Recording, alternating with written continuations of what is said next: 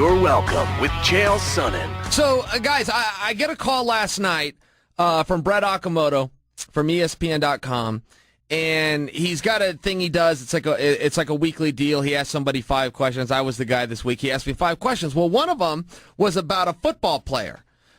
He asked me about some football player, and he told me his name, and he said, look, he's saying that he wants to get involved in MMA. Should we care? That was Brett's question. And I said, yeah. Yeah, we should care, and here was my reasoning. And I didn't know who the gentleman was, but I said, yeah, here's my reasoning. You know, when you get these big guys that are really good athletes, they can make a transition really quick. Now, I don't have any illusions that he's going to go on and be a world champion or even be in a big organization, but sure we care. We'll take the attention. And to further the thought, though, most of the big guys that are really good athletes, they don't go into fighting. We've seen that not only from MMA, but we've also seen that in boxing. You know, it's the same deal. The really good athletes do go into the NFL. They do go into the NBA and the major leagues, and they're not really in the combat sports. If you got a really good athlete that comes over, sure, I'm interested. And then the other side of it, and I said this to Brett, but it's Floyd Mayweather. Floyd Mayweather has insulted MMA a number of times.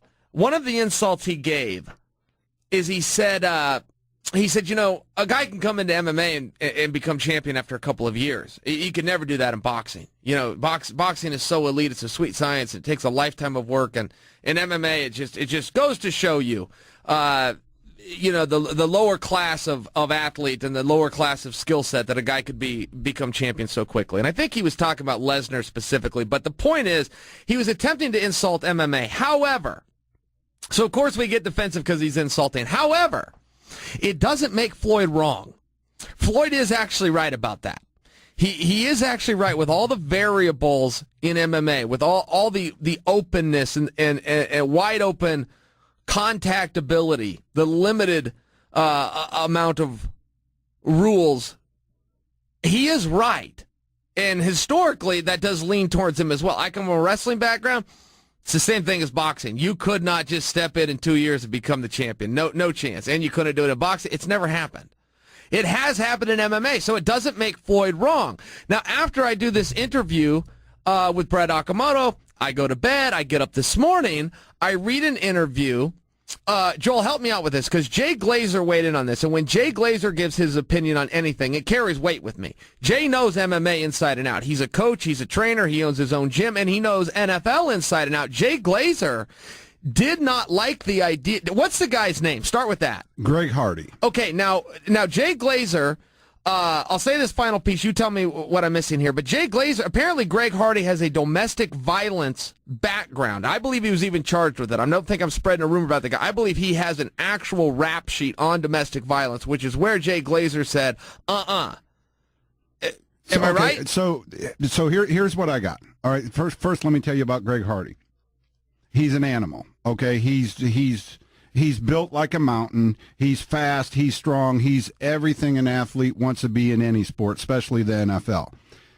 He's with the Carolina Panthers, he might have even been all pro, and then he gets caught up in a domestic violence bit. And he either is guilty or he pleads non-guilty, or what's the other thing when you're guilty? No contest. No contest. I believe that's correct. So he goes.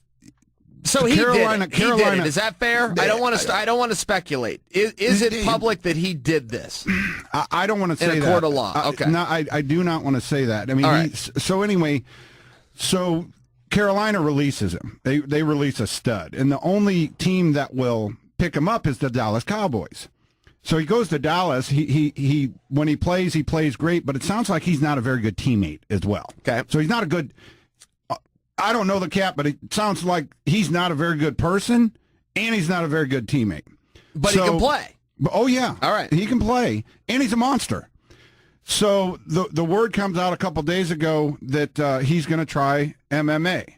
That's what he's going to do, because obviously he's getting blackballed from the NFL. That's what's happening, because he should be playing NFL if the domestic violence thing wasn't hauling him around, and he sounds like an idiot. But anyway, Jay comes out and says, if any trainer trains this guy They should be ashamed of themselves. And Jay carries so much weight in the NFL and MMA that they're talking about it first thing on ESPN this morning on the First Take show. And I caught a bit of what Max Kellerman was saying, and I caught a bit what Stephen A. Smith was saying. And that's all I have. But so there, you're up to speed. All right, well, here, for everybody, let's read Jay Glazer's quotes, because Jay is a football guy. He's also an MMA guy, right? So if you combine the two, I would assume not only would Jay be all for it, but Jay would probably be the guy to train Hardy. Well, I'm wrong. So I wake up today, and here's what Jay said. Now, I don't know any of this. I don't have any of this background whatsoever. I just know a big, strong stud from the NFL is interested in him. That's all the info I have. So Jay comes out. This is what he says, and I quote, "It's pretty cut and dry here. I ask all my fellow MMA coaches not to give this guy a chance because he doesn't deserve it. It's a privilege to play this sport or play football. And here at Unbreakable Performance, I know other places I've worked, we actually train women to defend themselves against people like Greg Hardy and with threats of violence. So yes, I'm calling on every other coach out there to not train this dude. He does not deserve it. He does not deserve to be around us. It's not what we stand for." And all the people are going to go, well, there's a problem with domestic violence in MMA. There are individuals who do that in our sport too. And I don't think they should be part of our sport either. That's the bottom line. If you are violent with a woman, you play a violent sport, you're privileged. Your privilege should be stripped of you. Greg Hardy, if you're listening, choose another sport, end quote. I think that is pretty damn cut and dry. Okay, so what you have there, right there, I heard that. I just heard somebody that actually knows the truth. Okay, so Jay, being the biggest insider in the NFL, knows what that cat did. Okay, that's not coming from all that other stuff about it's a privilege and this, that, and the other. Man, that guy's making something that this sport is now trying to become mainstream and this, that, and the other. It's a cage fight at the end of the day. Now you want to talk about jiu-jitsu and all the different martial arts and everything. Man, it's a cage fight. So what I hear in that is somebody that knows that guy did something to somebody and he hates that guy. But the guy's a free man. He's a free man. He can do whatever he wants. He can go join 24-hour fitness. 24-hour fitness isn't going to say, you're Greg Hardy, you beat up your old lady. Now, let's go another spot. Okay, so you know how many cats put their hands on their old ladies that we don't know about? Way too many. Way too many. I'm not a guy that's going to knuckle up a gal, okay? But there's all sorts of cats fighting right now that get handsy with their old lady, okay? One thing's got nothing to do with the others. What I'm saying is now there's a morality contest to be a cage fighter. Is that what? That's what I'm hearing. Yeah, I don't know. I see where you're going with that, and it's a tough road because I don't know enough about Greg Hardy to weigh in this. The domestic violence thing, like I said, I got a phone call last night. I didn't hear anything about domestic violence. I heard a big stud from the NFL is interested in MMA.